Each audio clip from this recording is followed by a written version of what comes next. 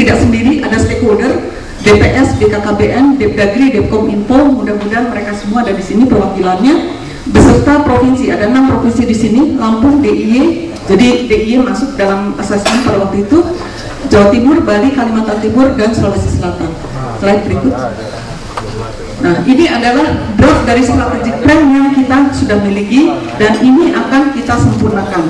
Ya, jadi sudah ada baru draftnya. Selain, ya jadi itu kita lihat data management, tentang data quality, utilisasi dari data itu semua di kegiatan-kegiatan ada dalam Renstra. Slide berikut. Nah, untuk pedoman nasional saat ini kita baru memiliki draftnya juga, ya, yang mencakup sistem informasi kesehatan dari mulai manual transisi ke arah SIK yang elektronik. Ya. Kemudian di sini akan diuraikan tentang model, standar data, sistem pelaporan, implementasi operasional. Ya, jadi public data dictionary nanti diatur di sini, ya, termasuk standar pelaporannya. Slide berikut. Ini ya, kira-kira isinya seperti ini. Di mana di sini kita menganut nanti open source. Ya. Slide berikutnya. Nah, untuk peraturan pemerintah, ini rancangan peraturan pemerintah kita sudah ada draftnya, masih memerlukan naskah akademik yang kita meminta bantuan dari UGM, Pak Anies dan kawan-kawan untuk bisa membantu kita untuk naskah akademiknya. Slide berikutnya. Untuk aplikasi SIKDA, kita akan inventarisasi SIKDA elektronik yang sudah ada. DIY sudah punya, Aceh sudah punya, Jawa Timur punya, Jawa Barat punya, Banten punya. Ya, kita akan lihat bersama lalu memilih mana yang bisa dijadikan SIKDA generik. Nanti provinsi yang sudah memiliki SIKDA elektronik boleh tetap menggunakannya, tapi tentu menyesuaikan lagi dengan standar. Ya. Untuk provinsi yang belum mempunyai SIKDA elektronik akan mendapatkannya secara gratis. Slide berikutnya. Untuk implementasi Global Fund, kita akan memfokuskan di daerah kabupaten yang bermasalah, karena di daerah-daerah ini betul-betul gelap, data hampir tidak ada. Ya, jadi di situ kita akan prioritaskan untuk SIKDA yang elektronik tadi. Akan dikembangkan di situ tenaga health informatics, Gajah Mada nanti akan berperan besar di sini, dan pengembangan sistem pencatatan pelaporannya. Slide berikut. Ini daerahnya, jadi ada sekitar 138 kabupaten ya, yang bermasalah kesehatan maupun kabupaten yang terpencil perbatasan kepulauan. Ya, sudah dikatakan bahwa kabupaten yang terpencil tadi atau yang di perbatasan, kalau dulu dianggap sebagai belakang rumah, ya, sekarang itu dianggap sebagai depan rumah, karena itu berhadapan dengan negara tetangga. Ya. Slide berikutnya. Nanti tentang data repository, semua data akan dikumpulkan secara tepat, akurat, online, semua pengguna dapat mengaksesnya. Ya, jadi data-data yang dimiliki oleh Askes, Jamkesmas, rumah sakit, data center itu nanti akan link dengan National Data Repository ini. Ya. Kemudian sehingga siapapun nanti bisa mengambil data kesehatan untuk diolah, ya, menjadi sesuai dengan format yang dibutuhkan. Nanti standar data itu, fieldnya dan lainnya setelah terus menerus akan diupdate oleh pusat data. Ya, slide berikut. Nah, semua proses tadi kita bukan pusat data sendiri yang bekerja. Kita menerapkan evidence based decision making proses, melibatkan stakeholders yang tadi sudah saya sebut-sebut, Departemen Dalam Negeri, BPS, Bappenas, Depkominfo maupun organisasi profesi. Ya. Jadi akan ada working group, ya, bahan-bahan yang tadi disiapkan, draft tadi itu akan direview oleh para working group ini, masuk ke core team. Ya, duduk di sini adalah dari stakeholder di sana, Pak Uco ada di sini juga. Nanti naik ke steering committee ini nanti mengendorse dan merekomendasikan kepada Menteri Kesehatan ya, berupa pedoman nasional sistem informasi kesehatan. Begitu Menteri Kesehatan sudah membubuhkan tanda tangan, maka dokumen itu mempunyai kekuatan hukum. Barang siapa melanggarnya berarti melanggar undang-undang. Barang siapa mengikutinya berarti dia dilindungi karena dia menjalankan undang-undang. Seperti itu ya. Jadi ini semua ya. Yang tiga ini kita menggunakan HMN guideline, kemudian kita teruskan menjadi peraturan pemerintah. Slide berikut. Nah ini yang ini mungkin tadi saya sudah sebutkan ya.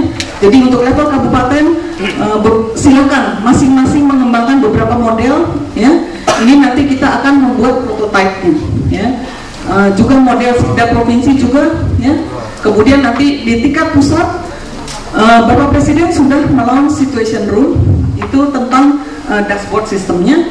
Kemudian untuk pengembangan National Health Data Repository itu sedang dikerjakan, maupun sertifikasi tenaga pengelola data health informatik yang dibantu oleh Gajah Mada. Slide berikut. Ya, ini apa gambar terus saja. Ini nanti National Data Repository kira-kira nanti akan jauh lebih banyak dari ini. Ini terbatas yang saat ini baru ada ini. Jadi kalau kita ketik www.bankdata.linkes.go.id, maka ibu bapak sekalian bisa melihat ini ya, slide berikut.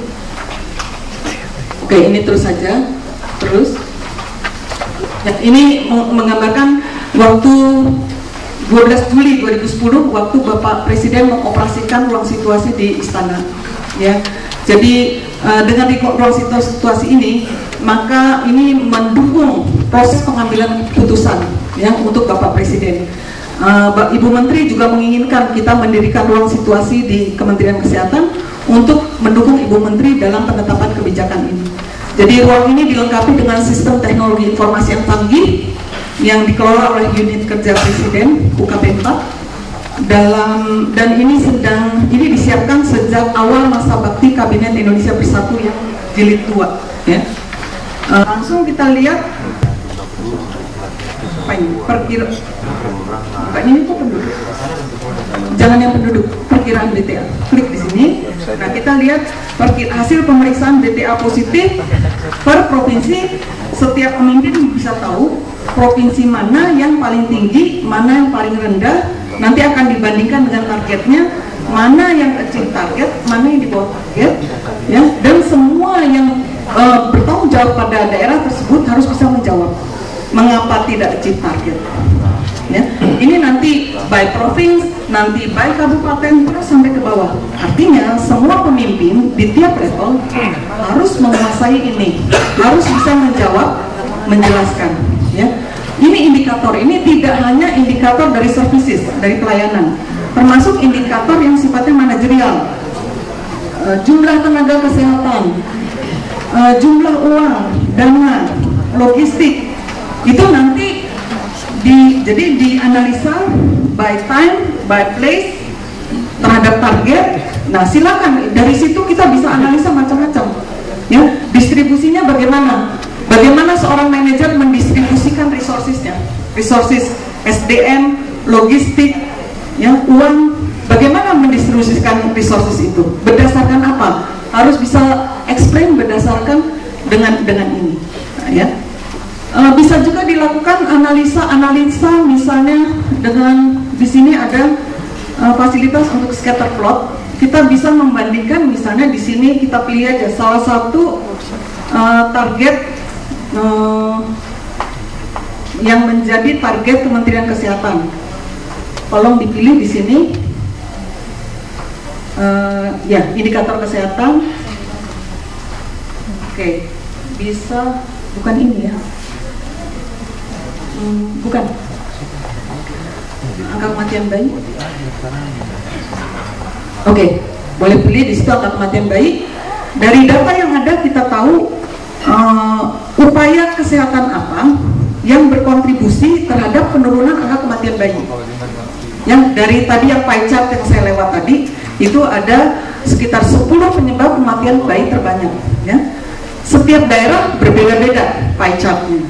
Jadi tidak mungkin setiap daerah itu sama kegiatannya, harus sesuai dengan prioritas masalah di daerah tersebut ya. Jadi misalnya kalau untuk angka kematian bayi bukan TB, coba pilih misalnya salah satu imunisasi campak boleh.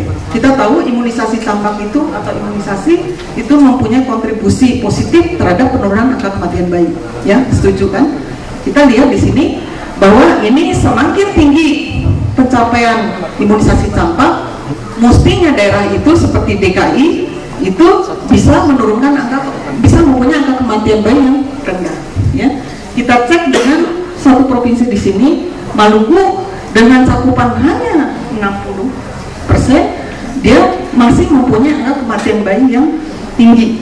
Jadi pimpinan di Maluku harus bisa menjawab kepada siapapun juga apa masalah di sana. Kalau tidak bisa menunjukkan seperti ini, berarti tidak bisa dipercaya, ya. Gitu. Dan ini kita lihat, ini ada yang aneh, ini outlier, ini NTB dengan cakupan begini tinggi, angka kematian bayinya tinggi. Berarti NTB harus berusaha meyakinkan dengan berbagai upaya kesehatan lain selain imunisasi sudah diupayakan semua, cakupannya sudah tinggi semua, merata semua, tapi masih tinggi. Dan dengan data juga NTB harus menunjukkan bahwa ada faktor lain di luar kesehatan yang menyebabkan angka kematian tinggi. Ya, tapi harus dengan data. Slide berikut.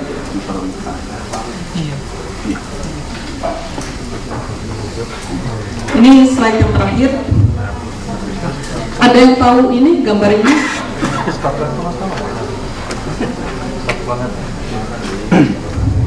Yang diambil pada saat bencana kelaparan di negeri Sudan, Afrika Timur. Gambar ini menunjukkan seorang anak yang menderita kelaparan berat, yang sedang merangkak menuju camp makanan yang didirikan oleh UN Food Camp, yang jaraknya kira-kira 1 km dari sini. Kevin Carter, seorang fotografer dari Afrika Selatan, fotografer biasa-biasa saja, dia datang ke Sudan memotret perang saudara di sana, dan secara tidak sengaja melihat situasi ini, mencoba mengambil gambar anak ini. Tiba-tiba datang apa ini? Burung bangkai besar sekali, dia lebih besar dari anak ini. Sudah siap untuk menerkam anak ini, ya. Setelah Kevin Carter pergi, dia kirim foto ini dan mendapat hadiah itu Pulitzer. Jadi Kevin Carter dari seorang yang bukan siapa-siapa mendadak menjadi orang yang sangat terkenal, diundang kemana-mana, mendapat hadiah besar. Tapi selanjutnya adalah semua bertanya, foto ini mengagetkan dunia, karena semua bertanya apa yang terjadi dengan anak ini. Tidak ada yang bisa menjawab, termasuk si fotografer. Jadi 3 bulan kemudian Kevin Carter bunuh diri karena depresi. Ya, dia meninggalkan sebuah diary, mengatakan bahwa kita hendaknya tidak pernah membuat makanan, bagaimanapun rasanya, bagaimanapun kenyangnya kita, dan kita hendaknya lebih sensitif terhadap dunia di sekitar kita. Ya, jangan kita dibutakan oleh hal-hal yang sifatnya pribadi, egoistis, mementingkan kepentingan pribadi. Jadi kalau kita boleh analogkan, anak ini adalah pasien-pasien, ya, dan Kevin Carter itu adalah kita semua, kelompok informatika kesehatan. Ya, mudah-mudahan ini bisa memberikan stimulasi bagi kita semua. Mudah-mudahan sukses. Kalau masih ada waktu, saya siap